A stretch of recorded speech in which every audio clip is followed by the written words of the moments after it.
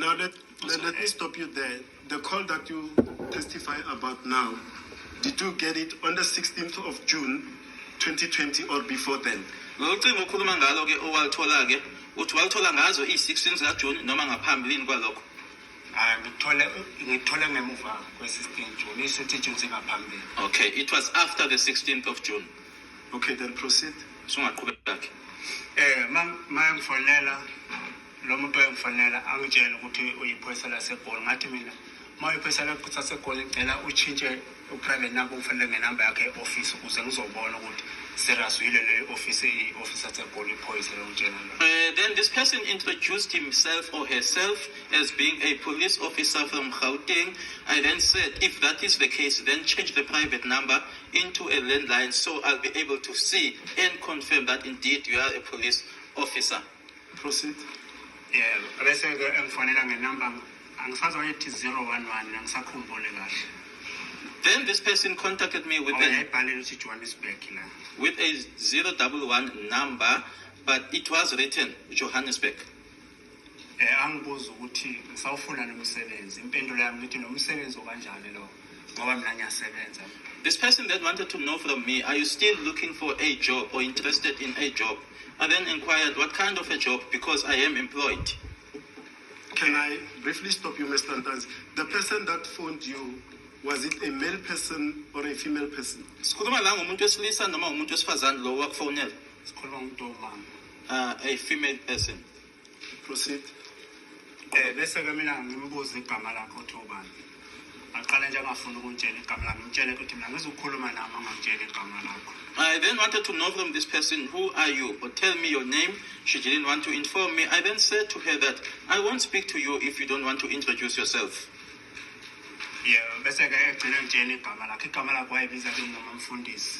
She ended up introducing herself, and she referred to herself as being Mamfundisi.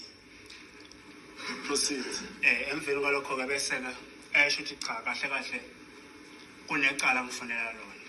Thereafter, she then said to me that there was a particular matter or case that she was looking me for. Uthi mawuthi ngifunela icala uyamazi lo muntu umfonelayo lo kahle kahle noma ushaya wrong number. I then asked her, if you are then saying that you are looking me for a particular looking for me for with regards to a particular matter, do you know the person that you are calling, or is it just a wrong number that you dialed? Proceed. Bese ke engitshela ukuthi kahle kahle ucela nje ukungitshela straight iqiniso umfunela icala lika Senzo.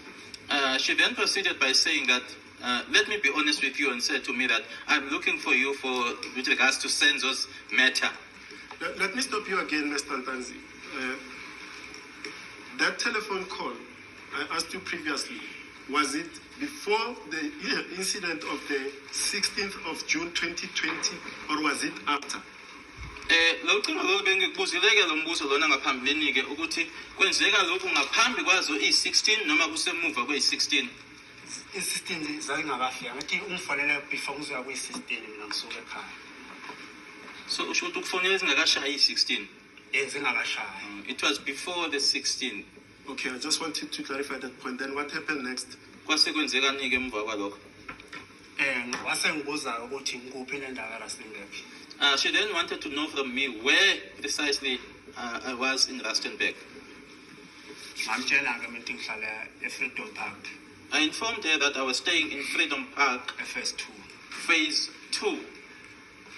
And what happened after that call? Emva kwalelo cingo ke kwase kwenzekani? Ngahlala nje, ngayihlalela. I just ngangilinde kuya ku medical kahle kahle. Abangibuye emalangeni la eCorona. Okay, I just sat around there or sat there because I was expecting to go to medicals because I was just coming from, it refers to it as being Corona days. Uma uthi emalangeni kahle kahle uthi wabuya kuphi? Uma uthi wabuya emalangeni eCorona?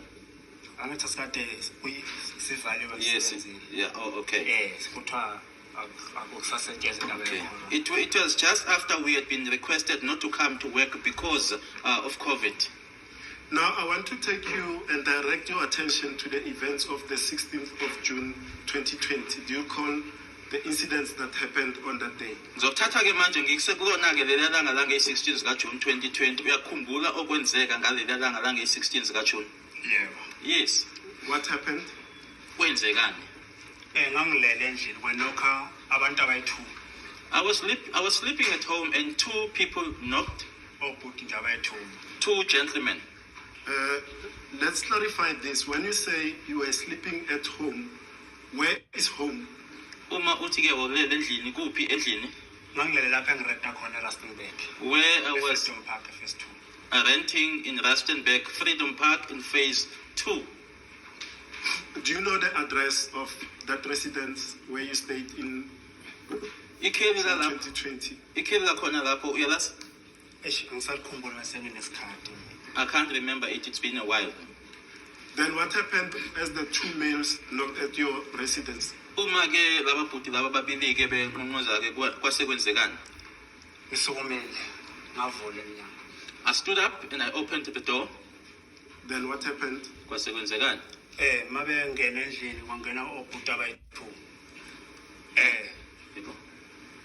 Bangibingelela ngavula. Two gentlemen came in up when I opened. They greeted and I responded. Proceed. Omunye wasethi hayi sifuna wena Siyanda. And then one of them said, "We are looking for you, Siyanda." Bese ngimbuza ke mina ngithi why ungibiza ngoSiyanda mina ngisuSiyanda mina. I then asked this gentleman, "Why are you referring to me as Siyanda? Because I am not Siyanda." Let me stop you for clarity. The two gentlemen that knock at your door, you open for them and they say, "We are looking for you." Did they identify themselves to you? Laba babili ke abanqonqoza wabavule wasukuma wabavulela bangena babingelela ingaba bazethula yini noma basho ukuthi bawobani kuwena? Bazethule kimi sesiphandle la ngoba bathi bacela ukukhuluma nami phandle. They introduced themselves when we were outside because they requested me that we have a chat outside. And outside, we'll come back to in the house. Outside, who did they introduce themselves as? Uma bezethula ke bathi bangobani? Bathi bangamaphoyisa abayinjeyanga igama straight lakhe wathi uyiphoyisa. They introduced themselves as police officers. He did not tell me his name, but just said he's a police officer. And now, one of them says, "We are looking for you." What's the name that he said? Siyanda. But Siyanda, what is Siyanda ngithi? Yes. And because your name is not Siyanda, what was your response?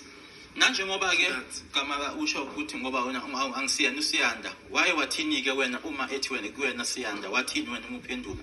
Ngamtshela ngathi mina ngiseyoSiyanda. Bani umtshela ukuthi ngosiyanda wathi nangilethe ID ngifuna ukuconfirm nge-ID. I informed him that I am not Siyanda. Who told you that I am Siyanda? Then he requested me to bring my identity document as confirmation.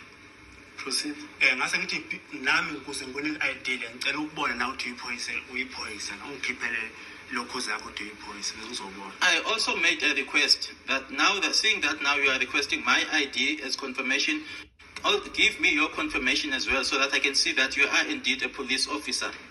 And did that gentleman produce his appointment card, or both of them produced identification cards? Uma usumcela ukuthi akuboniseke wakwenza lokho yena. Wakwenza yedwa lo wena umzimba.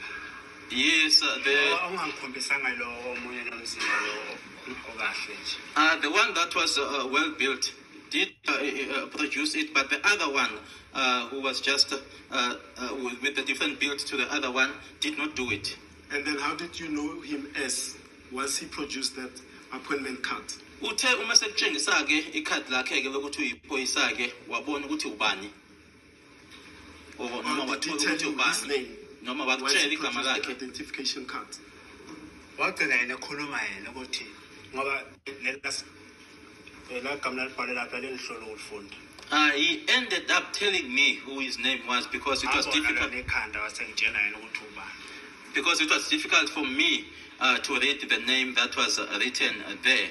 I could see just the head or the face, but he then told me who he was. What did he tell you his name was? Sergeant Mukhane. Okay, then proceed with what transpired. lo munye lo wabe sengitshela ngumkhana ukuthi hayi lo Sergeant Mabena. I was then informed by Sergeant Mukhane that my colleague here is Sergeant Mabena. Proceed then, what transpired? Emva ngalokho ke basebethi iphone. Thereafter, they then wanted to, Abanika iphone yami i2. they wanted to know where my phone was. I gave them my phone, I2. And the phones that you gave them, do you still remember the models of those phones? Oh, sorry. Sorry. Sorry. I said, I thought maybe the witness was referring to a brand, but he was saying that I gave them 2 of my phones. Okay. Yes. So do you recall the models of those phones that you handed over to the 2 police officers? Lama phone amabili owabanikeza wona ke ingabe uyawakhumbula yini amagama awo ukuthi kwakuyimaphi iwaphi ama phone? Yeah. Yes. What were they? Always Samsung J5. Samsung J5. And the other one? Lenenye lencane ngawo wawungiyasisi ngoba ngangiyifakela iscreen anganoma iheadset amafoni amancane ngawo. The other one was a small phone. It was my sister's phone because I was going to have it to have a screen put on that phone. A small one of those small phones. I'm not sure whether it's a Hisense. And what did the officer that you handed the phone to do with those phones? Wona ke owamnikeza amafoni wase enzani ke ngalawo amafoni owamnikeza wona? Ngamnika wawabuka wawaphatha wase yena khipha ifoni yakhe ekhwethini efonela lo muntu amfonela ngabona futhi sethi ring ifoni yami ngasikhathi ke sethi ke hamba uqoka ndoda sifona wena samba nawo. Looked at the phones, took out his phone, made a call, and then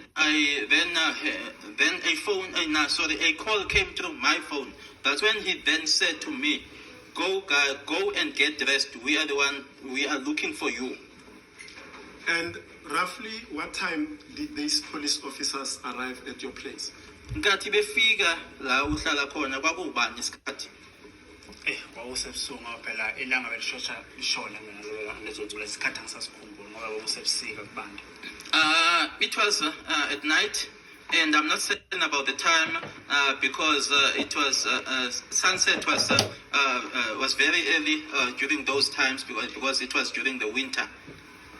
And at the time the police officers came to your residence, were you by yourself or in the company of somebody else? Nkathi amaphoyisa efika lapha kwakho kwakuwena nje uwedwa noma ukhona umuntu owawunaye? Ukhona umuntu angina. I was in the company of someone else. And who was that person? Kwakubani? Lebuhile. Phethane sibongo sakhe. His surname is Phethane. And what was the nature of your relationship with that person? Nanhlanganiswa yini noLebuhile? Sasithandana. We were in a love relationship. Now proceed from where you say they told you, the police officers told you to dress up because they were looking for you. What then transpired after that? Ushilo ukuthi basebethi ke noma ethi omunye ke hamba ugqoka sifuna wena kwase kwenzekani ke emuva kwalokho? Ngihambela ngayogqoka mangibuya ngagqoka nje impahla zami ejacket mangibuya base bengifasa ngama handcuff ngifasa usayitsheni right ngumkhana.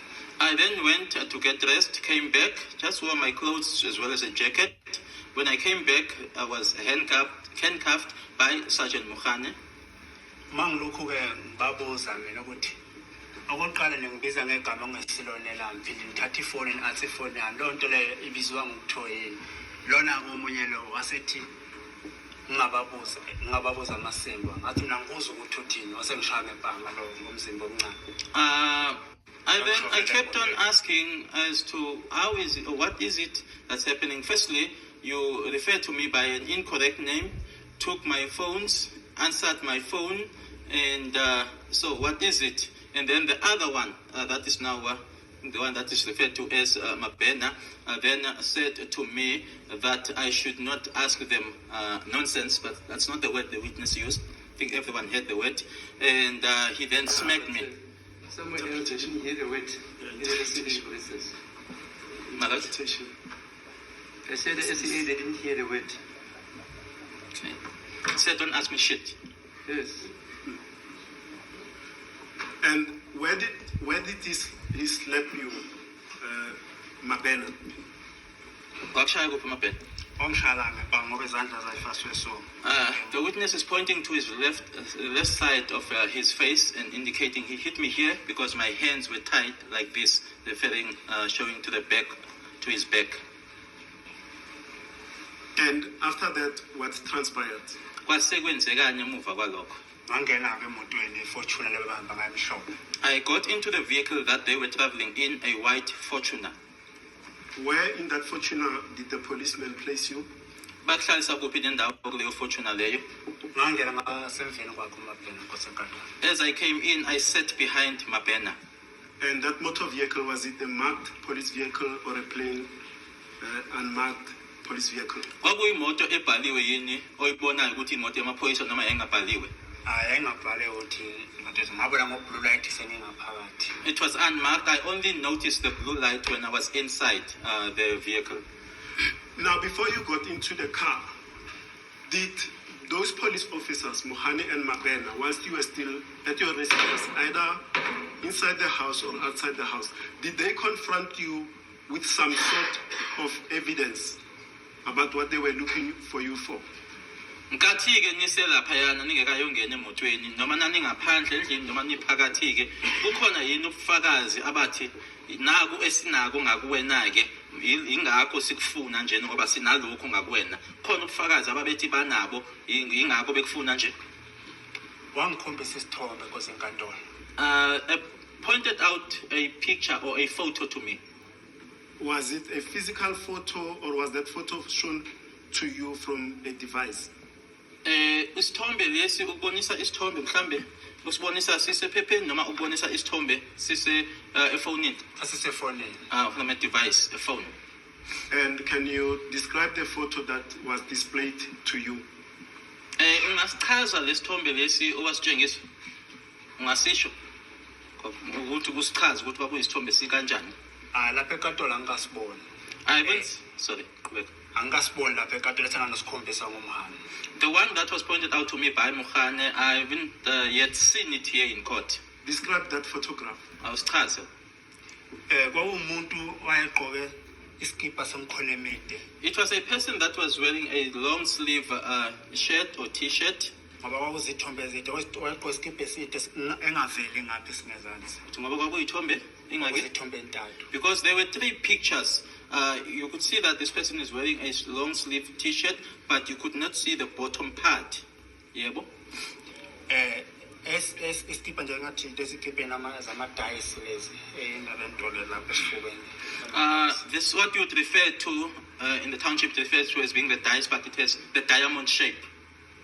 And the third photo? Esesithathu? Esinye sasingavezi ubuso bonke. Sasiveza amazinyo kuphela. The other picture did not portray the whole face. It was only the teeth that one could see, but not the entire face. Thanks, man. Just to track back a bit, when the police officer said to you, now dress up, we are looking for you, did they tell you the case or anything that they were looking for you for? Uma bethi ke hamba ogqoka sifuna wena bakutshela yini ngecala noma yini kahle kahle le ababekufunela yona? Wayeseshilo ke umuntu umfunela ecala kaSenzo. He had already said to me or indicated to me that they were looking for me with regard to Senzo's matter. Now, Constable Mohani has testified in this court, and he testified that when he arrested you on the 16th of June 2020, he specifically told you that they were arresting you on Nongoma Case 186 of 10 of 2018. I'm sorry, it's 163 of 10 2020, the Nongoma case. It's a murder case. Did he tell you that? Usergeant Mukhane nkathi ethuka ubufakazi bakhe la enkantolo abakusho ke kule nkantolo ukuthi washo kuwena ukuthi ukubophela icala u163 ka10 2020 icala lakwaNongoma. I heard that for the very first time from him when he arrived here, my lord. Now, when the two officers arrived at your place and they've now identified themselves as police officers and now they're going to arrest you for a particular murder case, did they warn you of your constitutional rights. Manje ke kunalamapolisa amabili angenile futhi ke manje sebeyakubopha ke ingaba bachazela yini noma bakwexwayisa yini ngamalungelo onawo ngokomthetho sisekelo. Angikhumbuli. I can't recall. For example, did Mabena or Mohani advise you that you've got the right to remain silent?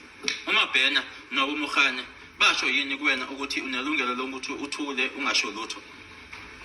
Nkosi yankantolo angikhumbuli ngoba umkhane mina sasingezwani ngelanguage la ekhuluma umuntu angangicishe ngimuzwe kancane lo munye lo ngoba wagcina ngitshela emveni kwesikhathi ukuthi ungumndebele angisizwe ilanguage ekhuluma ukuthi kuyahambiselana nesiZulu. My Lord, I do not remember because there was this language barrier between myself and Mokhane. We couldn't understand each other. The person that I could at least, not completely, my Lord, understand was the other person because he ended up telling me that he was Ndebele, which was a bit closer to isiZulu. Yeah, but let's continue regarding the rights specifically. Did he also warn you that you've got a right not to say anything to them and yes. This witness, your witness, twice, he says, I can't remember. That's fine. I can't remember. All right.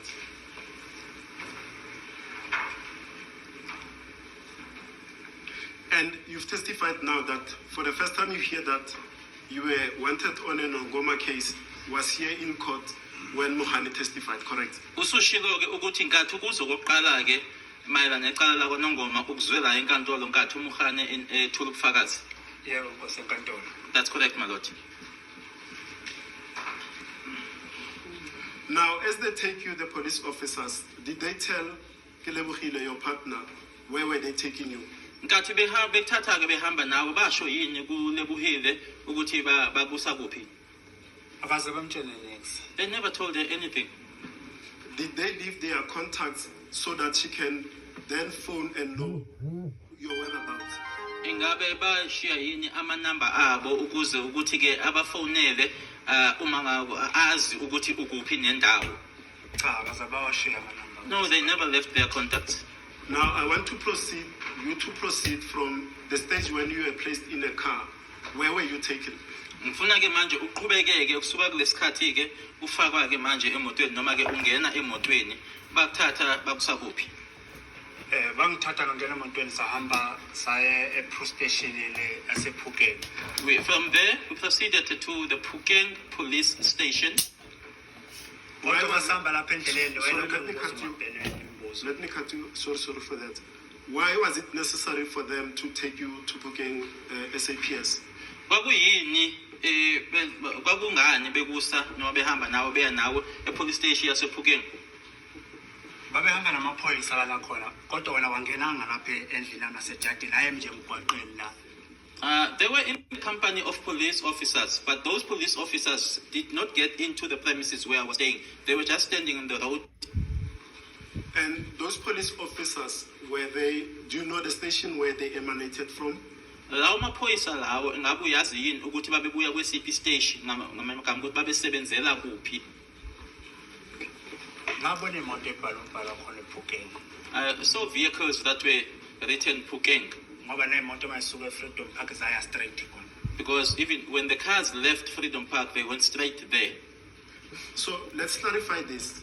On the 16th of June 2020, the cars that arrived at your place was the Toyota Fortuner, and there were other marked cars from Phukeng SAPS, correct? Asichaze nje lokucaceke noma kuzwakaleke ukuthi uthi imoto ezazikhona lapha yana kwakho noma lapho ohlala khona kwakuyile Fortuner kanye nezinye imoto ezayibhaliwe owabona ukuthi zibhalwe Phukeng.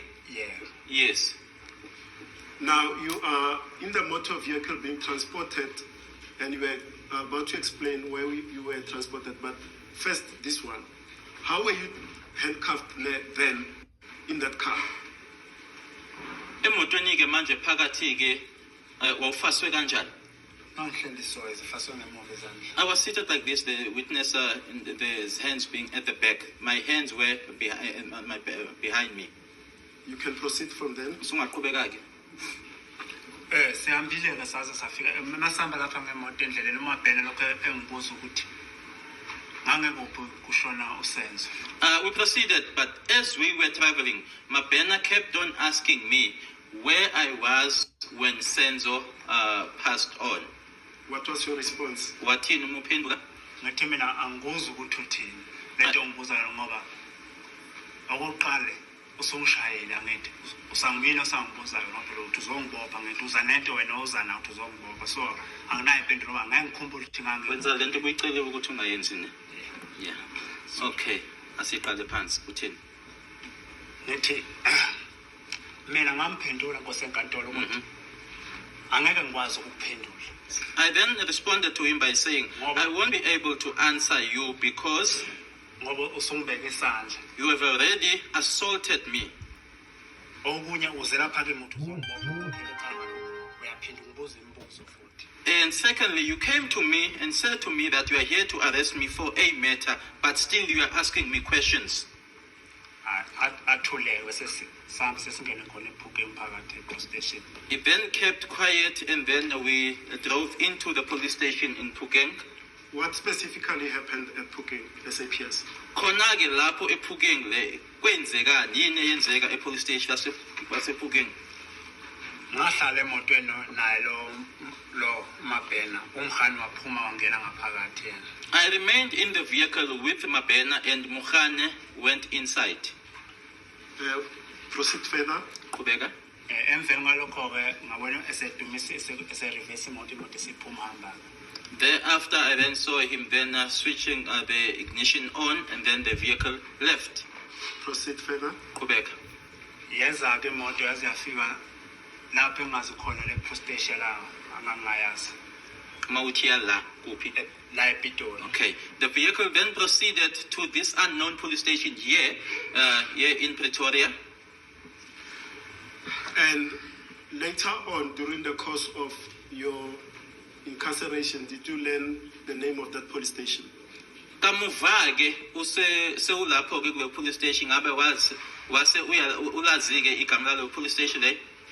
Cha, ngilazi emveni kwesikhathi nkosenkantolo. It was only after a while that I got to know about it. And what was the name of the police station? Kwakuyini igama layo? The police station? Emveni kwesikhathi. Musuyazi wathola ukuthi yini igama layo police station le? Pretoria Mode. Pretoria Mode. No, not on Mode, I'm sure. Mode, M-O-O-T. Mode, in English, M-O-A-T. If I may clarify, evidence has been read in this court by Mohane, Mohola, and others that on the 16th of June 2020, you were booked at Pretoria North SAPS. Would you recall that?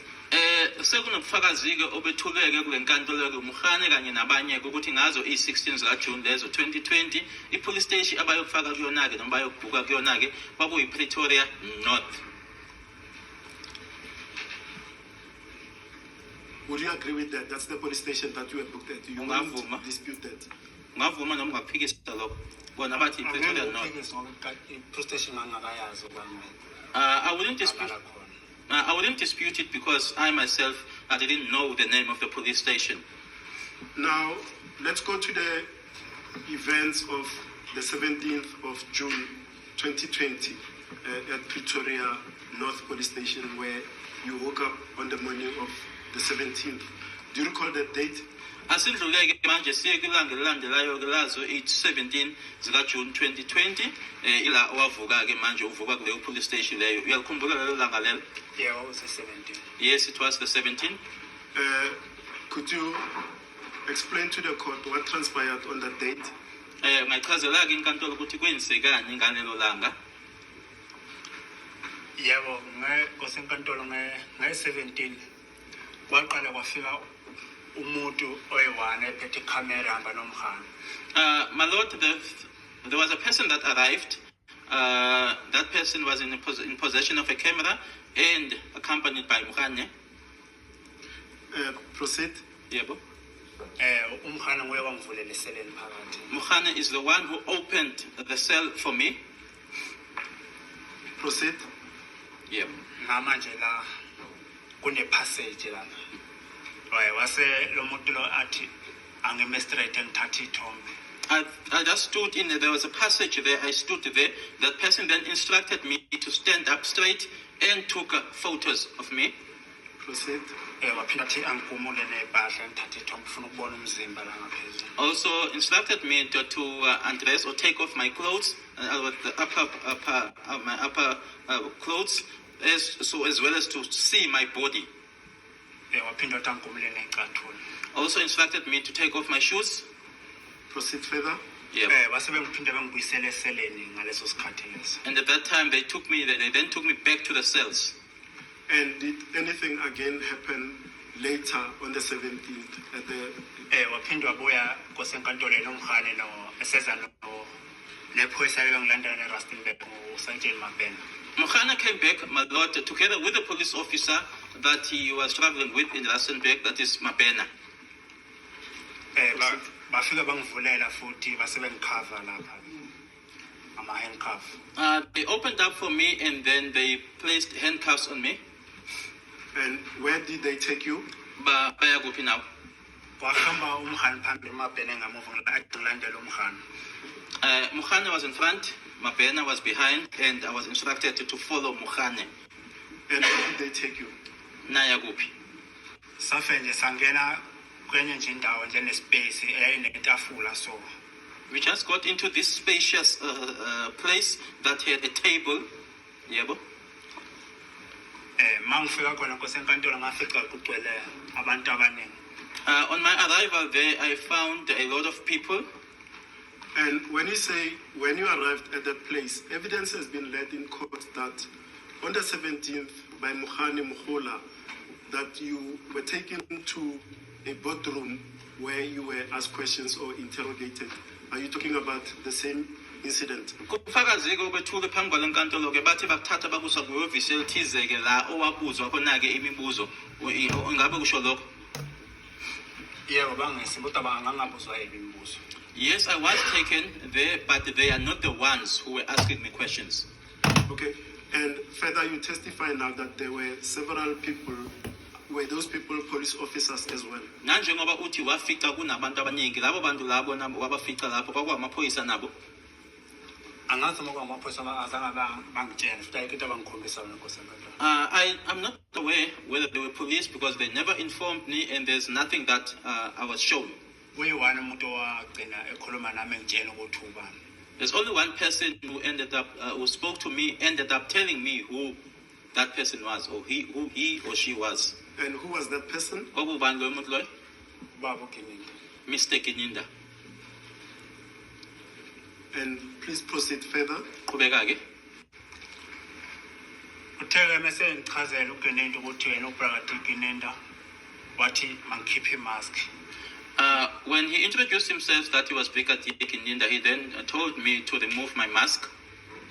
And I was keeper ngoba ngambona straight here. I said keep the mask. He also removed his, and then I could see him clearly after he had removed his mask. And what transpired? Kwasekwenzekani?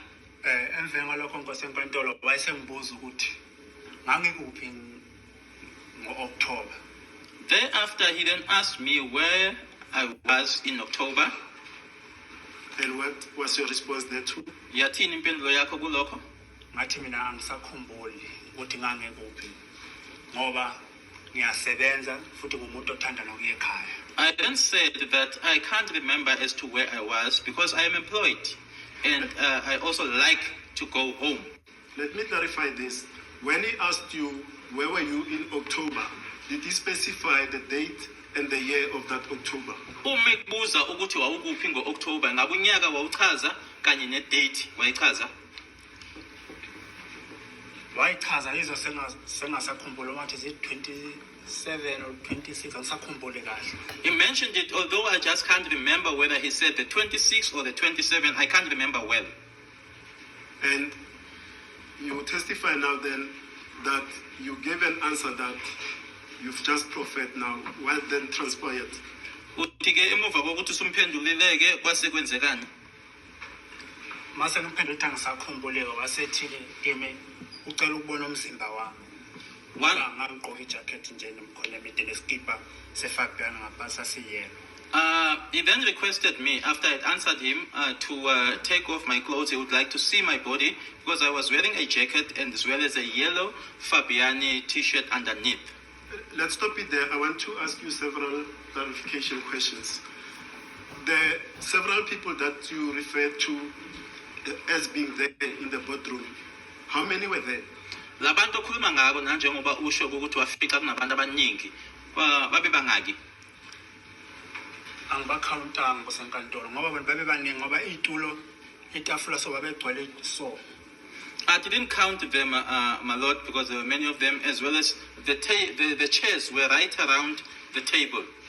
The reason I ask you that is that evidence has been laid in this court to say the people that were in that board meeting was firstly Mabena, Muhani, and Mhula testified that she joined them towards the latter part of the meeting and that Gininda was not there.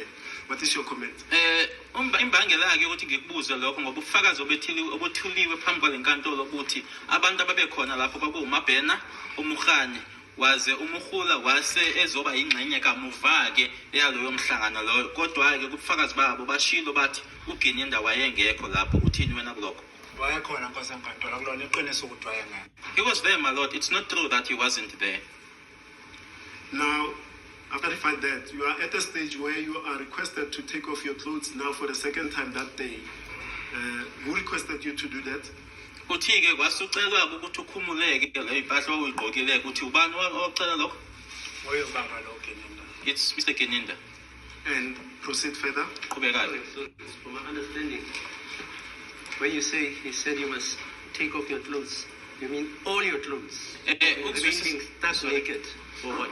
Ukuzwisisa nje kahle ke uma uthi ke wacela ukuthi ukhumuleke wathi ukhumule konke obugqokile ube nqunu nje noma wathi ukhumuleni? Cha ngosenkantolo ngakhipha lokho kwangaphezulu kuphela ngasheka ngebhuluka. Only the upper part clothes, that which I was wearing on my upper body, my lord, as well as the shoes. Then what transpired after you took your clothes off? Kwasekuthini ke emuva kokuthi ukhumulile? Kwaseke uMabena waqala wasuMabena weza ke ngosenkantolo engibuka la. Wase ngibuza uMabena ukuthi akaze ngwenze namathathu futhi angaze ngiboshwe.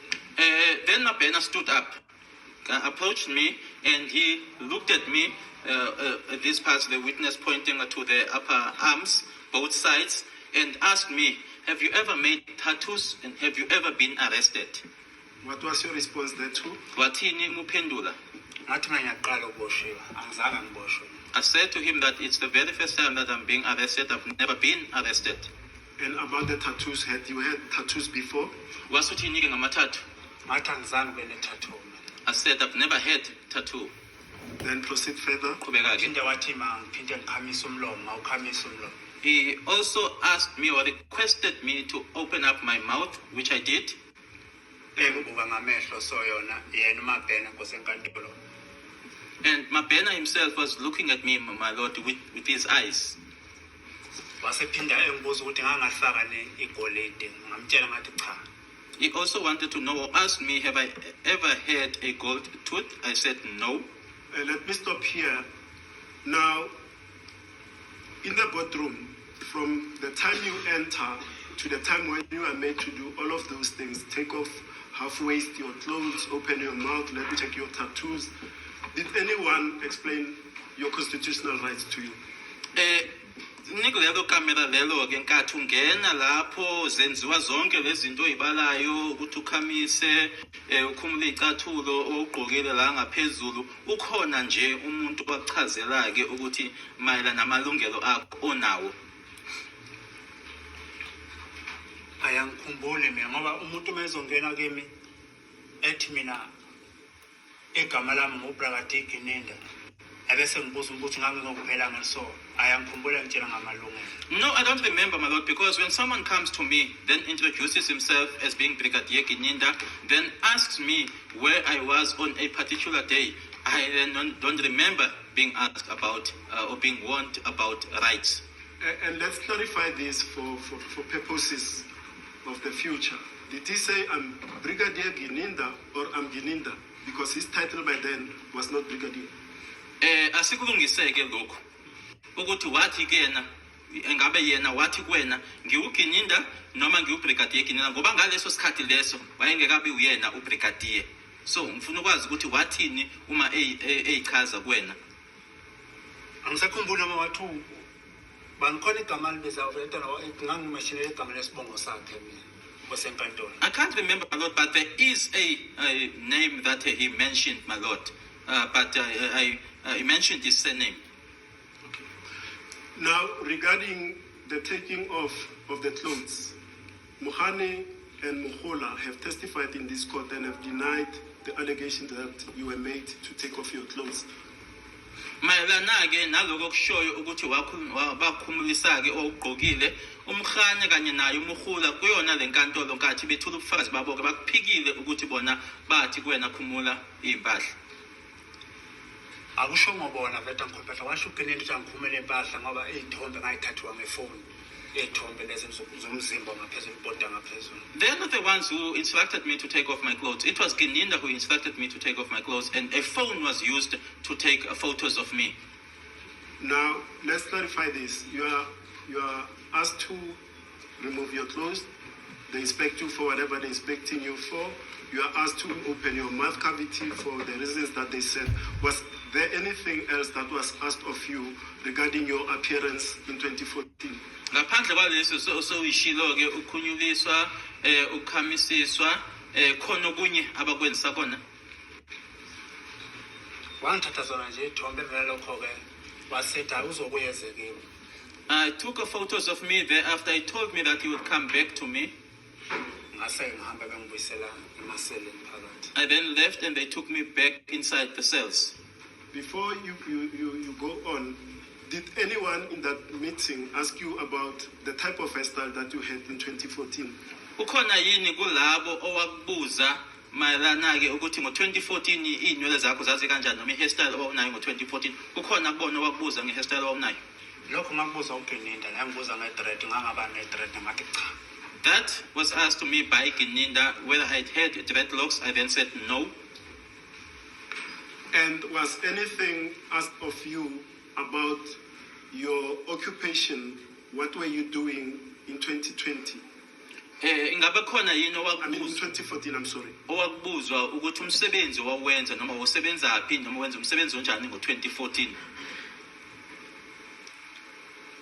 Akazange angibuza uGininda ukuthi bengenza umsebenzi umono. Wayengibuza yena kuphela ukuthi ngangikuphi ngedate so ngoba yena wayengibuza ukuthi mina ngihlala kuphi eFosolwasi ngithi mina nkosenkantolo ngihlala eFosolwasi. He never asked me that question because what Gininda was asking me where I was on a particular date, and he also wanted to know where I was staying in Fosolwasi, and I said that I'm not staying in Fosolwasi. eFosolwasi ngiyangogidingo.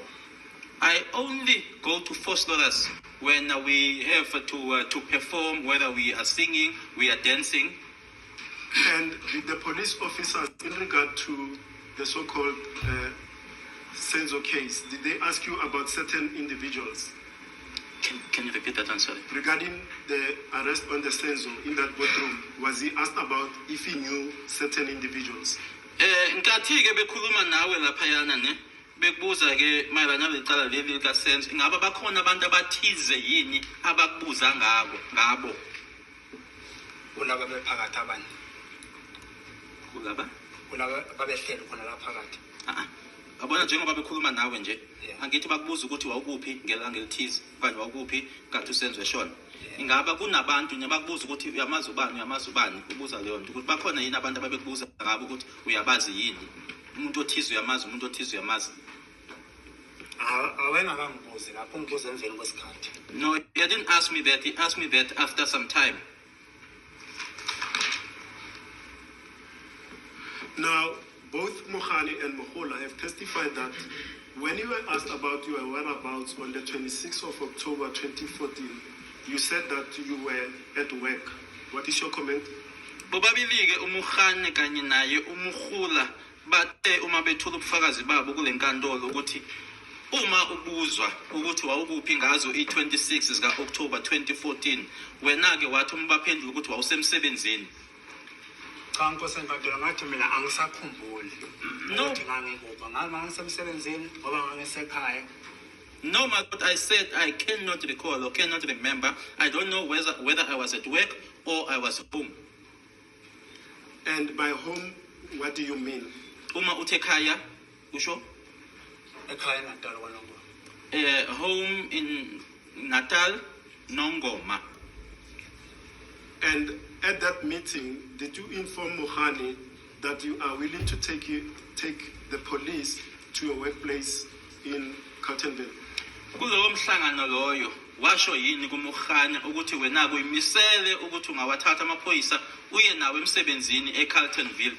Angikaze ngisho lapho ngisenkantolo. Uye kuphela wangivulela wathi ngingene emotweni ngayibona imoto isifika lapha engangisebenza khona ethi angikhomba ukuthi ngangisebenza kuyiphi shaft yena. I never said that, my lord. I was just placed in the vehicle. I saw the vehicle driving, and the vehicle drove to my workplace. He then told me to point which shaft I was working in. Now, at the conclusion of the meeting in the boardroom, what then transpired? Seqedwa ke manje noma lo mhlangano sowuphela ke manje kwase kwenzekani ke uma sebeqeda ke ngayo konke lokho abakwenzeka lapho kwase kwenzekani? Maqeda ukuhlangana lo ngoba uKinindla wayelokho ethi angifuni ukukhuluma iqiniso kodwa umbuze into iqiniso lephi engizokhuluma. When that meeting ended or finished, my lord, because Gininda kept on saying that I don't want to tell the truth, and I was asking him which truth must I tell? Yeah. And contextually, when he says you don't want to speak the truth, what was he referring to? Uma esho wayekhuluma ngani? Sikhuluma ngoGininda ke manje. Uma ethi ke wena ke awufuni ukukhuluma iqiniso, wayekhuluma ngani? Wayekhuluma ngecala langibophelelo lelengilapha ngoba senkantolo. He was referring to the matter that he had arrested me for, the matter that I'm appearing in court for right now. And what were your responses to his questions regarding your whereabouts and your knowledge? Wasuthini ke kuwena mayelana nokuthi wawukuphi kanye nolwazi lwakho? Wathini wena uma umphendula kulokho? Mina ngamtshela ngathi angazi lutho ngosenkantolo. I told him that I knew nothing, my lord. And then now the meeting in the boardroom concludes. What then happens to you? What transpires? Kwase kuqediwe ke manje lana ke kulomhlangano la enhlezi khona kwase kwenzekani? Mase siqedile ukungibuza imibuzo khona elokhuza ayesiphethe isithombe. When he had finished asking me questions, there is a photo that he had. Yebo. Proceed further. Yebo. Ma ezithombe mayibeka la uyangibuza ukuthi ubani lo ngithi mina hayi awabada ngibazi la. It's actually photos, my lord. And he placed these photos right here in front of him. He would then point, who is this, who's this, and who is this? I would then say, no, I don't know these people.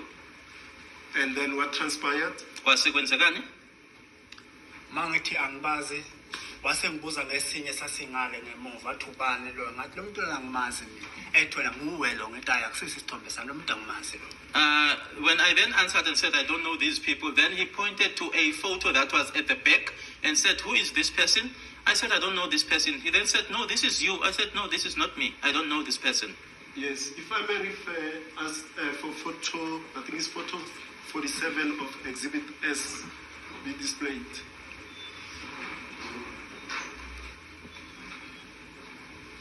If you look at the monitor, is that the photo that you are referring to? Yeah, well, yes, yes. Yes, it is, this photo.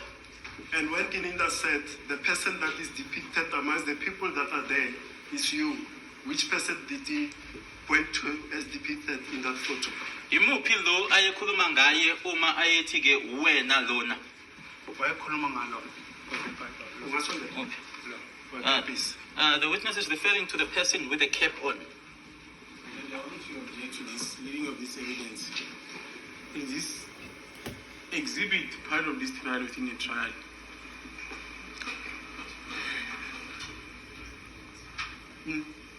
This court, please. As the court persists, my lord, this has been disclosed to us. It's part of the totality of the case. We are in a trial within a trial. We are not on a trial regarding the merits of this matter. The question which this court must decide upon after having declared the trial within a trial because accused number 1 and number 2 disputed that they had freely and voluntarily made the alleged confessions. And The law says you must declare a trial within a trial. As the court places, And that is a circumscribed, yes, compartmentalized, interlocutory inquiry. as the court It places. has nothing to do with drinking Coca-Cola at No, that's Fosnura. fine. That's fine, my lord. I'll withdraw that question. Now, that questioning by Gininda on the 17th, did you